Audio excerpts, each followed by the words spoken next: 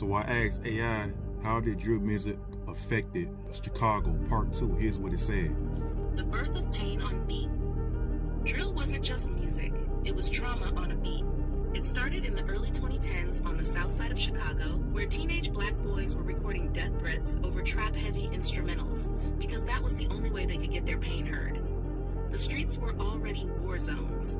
The music just gave it a goddamn soundtrack. Lost boys with loaded rhymes. These were 14, 15, 16-year-olds, rapping with no father figures, no therapists, and no exit plans. They rapped about murder like it was basketball, because to them, the streets were a sport. Kill or be killed. And if you get famous before you die, that's a win. Chief Keef, Lil Jojo, Lil Durk, King Von, household names now. But back then, they were just kids in a city that chewed them up and gave them no choice but to become legends or lost souls. North Side's silent complicity. While the South and West Sides bled in the headlines, the North Side stayed clean, gentrified, sipping lattes, pretending the violence was some urban legend. But guess what?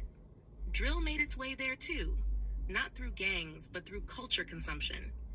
White kids in Lincoln Park and Wrigleyville were bumping I Don't Like, while the kids who made it were dying. They turned our funerals into their party playlists. They watched our beefs like Netflix episodes. Nobody talks about how the North Side profited from the pain. Industry turned death into dollars. The label execs saw Drill go viral and said, perfect. They didn't care about saving these kids. They gave million-dollar deals with death clauses. They signed gang rivals on purpose to fan the flames. Every time a rapper died, the streams went up. Labels made money off murders like it was oil, and they did it with a smile. That's some fucking evil genius level exploitation. How it spread like wildfire. Drill didn't just spread, it infected. Instagram, YouTube, Twitter, and WorldStar made it global.